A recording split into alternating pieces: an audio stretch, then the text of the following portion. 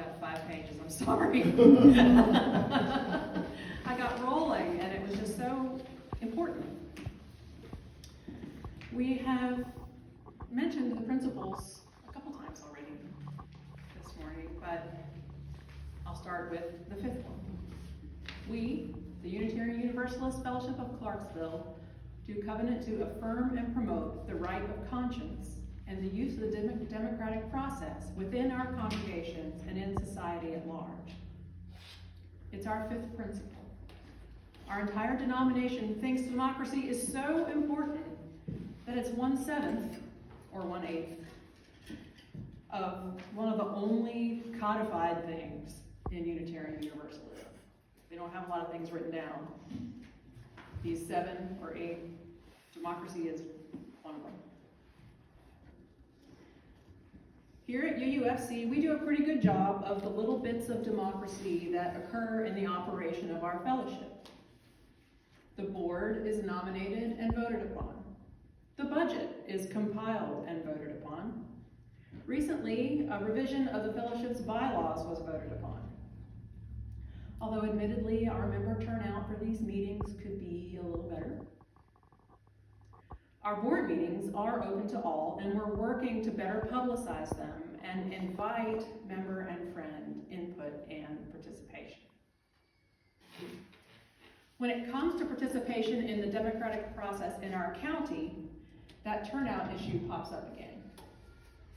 Montgomery County has traditionally terrible voter turnout rates, whether it's because of a high population of military short-timers, apathy, or inertia about local issues, or an overall disillusionment about the state of politics.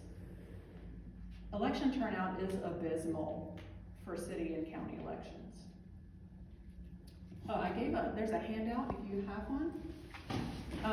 I put together some statistics about voter turnout and all of that, so that's in there if you want to see just how bad it is. That's especially distressing, the local turnout, because it's the city and county governments, not the President of the United States, that directly affect the day-to-day workings of our city and county. What gets built where, how much city and county employees get paid, how much city and county residents pay in taxes, and what those tax dollars go to support. What gets allowed or not allowed in public schools. I wanted to bring you today a hey, look at all the things you can run for list. But when I sat down to look at who's elected in our city and county, I was surprised at how few elected officials we have. There's no dog catcher, so you can't make that joke.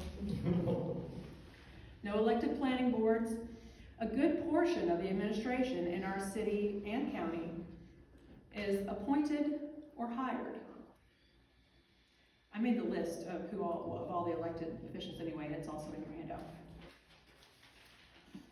But having a bunch of appointed and hired administration means that who we elect appoints those people, or hires those people. So we have a say in that still, it's just a little less direct. And you can volunteer to serve on those boards, or on those commissions. There's web pages for the city and county with lists of them, and wow, there are lots of them. So that is available to you, but still not so many local, directly elected officials. Which makes it even worse, that when we do have the opportunity to make a difference here at home, in the few areas that we can do so, the city council, county commission, school board, constitutional offices, we fall short with turnout rates like 17%, 12%, 8%. So, what can we do? When people think about boosting participation in elections, they automatically think of voter registration drives. But our election commissioner, Elizabeth Black, says voter registration in our county really isn't the problem. There are about 139,000 registered voters out of an adult population, according to the census, of about 173,000. And And some of those people are ineligible for various reasons. Maybe they're non-citizens. Maybe they're felons. Maybe they're legal residents of other states, like folks who are here at APSU, but keep their main residency back where they came from. And people register to vote for reasons other than voting, Elizabeth Black said. They need the voter registration card for a proof of residence for something, or to be eligible for a professional designation. Like, apparently you have to be registered to vote to have your commercial driver's license. I did not know that. Voter registration has actually increased, she said, and they're getting about 1,000 people a month. So that's pretty good. So what's the problem? Getting the people to the polls. She said, we don't really have a lot of groups that offer rides to the polls anymore, and I would suggest encouraging groups to help voters get there. Early voting helps in this regard. It's at the Election Commission and at the airport with some limited hours. A substantial number of voters do vote early in Montgomery County, sometimes more than vote on election day. Absentee voting is available for people who are living elsewhere, like college students who are born here and went to school somewhere else, or who are physically unable to get to the polls, like folks in nursing homes or shut-ins. And people may not know that Tennessee state law actually protects their right to vote by requiring their employer to give them paid time off on election day to get to the polls in some circumstances. There are some pretty rigid parameters, poll hours, shift hours, and you have to set it up at least a day before, and the employer can say you have to go before lunch, or, it's pretty restrictive, but it's possible. Helping people get to the polls is a challenge. In recent presidential election years, ride-hailing companies have offered free rides to the polls, Lyft and Uber and whatnot. That's great, but it doesn't reach the non-smartphone population. And even if groups set up volunteers to pick up people and take them, voters might not be thrilled about getting into a stranger's car and putting their physical well-being on the line. Y'all seen people drive around here, right? So maybe the best method for that is personal and individual. It's time-honored among some demographics, born of generations of voter oppression and fierce determination to combat it. I saw and heard it happening in November 2020 as I stood in an early voting line, well, I guess that would have made it October 2020, as I stood in an early voting line that wrapped out of the Election Commission, around the property assessor's office, and down the Crossland Avenue side of the county complex. People are on their phones, calling their friends and neighbors. You can early vote today. You got a ride? I'll come get you. So, who are you going to ask if they have a plan to go vote? Who are you going to take to the polls?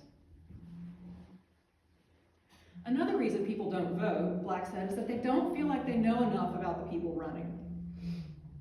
The Election Commission itself cannot provide information about candidates because they don't have researchers and reporters to verify any statements or ensure equal amounts of information are available about all the people running. In the past, local media outlets have handled this, but the media landscape is different.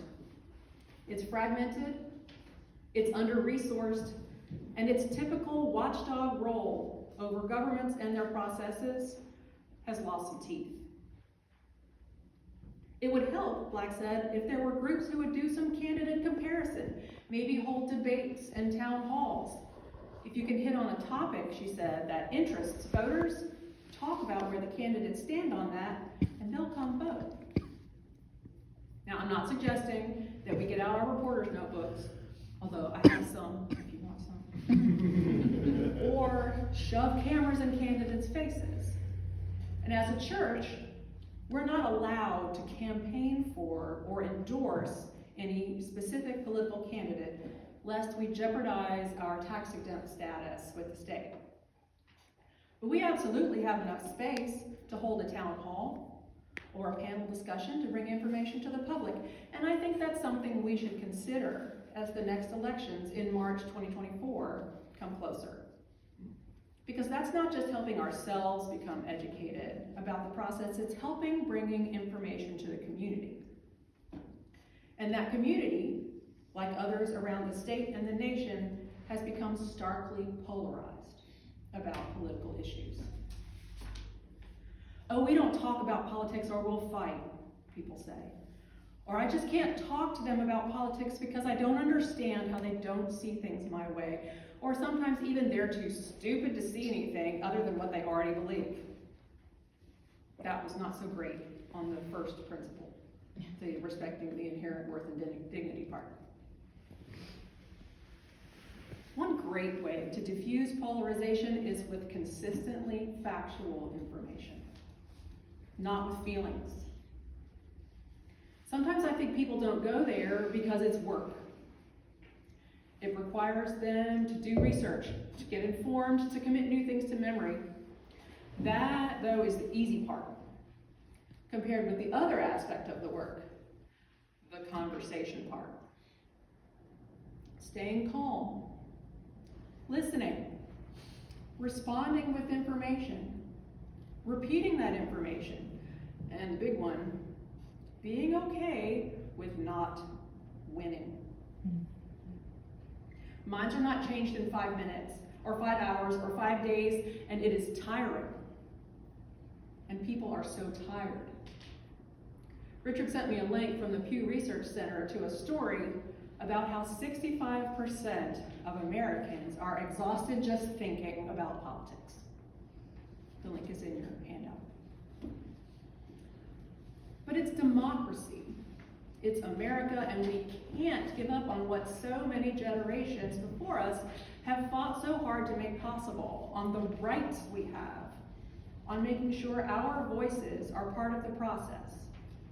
From 1600 Pennsylvania Avenue to 600 Dr. MLK Jr. Boulevard in Nashville, to one public square and one Millennium Plaza downtown here. Honestly though, sometimes the polarization is just too stark and the divides are just too wide for civilized conversations. But even the people you cannot manage to talk politics with, you can talk about voting. This is what I do a lot. Ask people if they're registered, and if they don't know, let them know it's easy to find out. If they aren't registered, tell them it's easy to do online. And if I had gotten everything together like I planned to do this morning, I would have voter registration forms here with me, with stamps on them and everything, but they're sitting on my couch. Next time, I will bring them and they will be out here. So you can fill them out, fold it up, seal it, put it in the mailbox out here, pull up the flag, and if you're not registered to vote, you can register to vote. And if I somehow forget them next week as well, you can do it online, or there are forms available in the Election Commission office in Veterans Plaza off Pageant Lane. Another way to get involved in the democratic process is becoming a poll worker or a poll watcher. Poll workers go through an afternoon of training and then work on election day. All day. Like all day. Yes. They get paid a little, but they have fun. You can ask Janie. She has great stories from the 2 elections she's worked so far, and the little folks who, well, we can say, we call them the little old ladies. Yes. Right. She's like decades younger than anybody else working the polls. Like 4 decades younger than anybody working the polls. Sometimes even 6. There's a form on the Election Commission website to apply to be a poll worker. That link is also in your handout.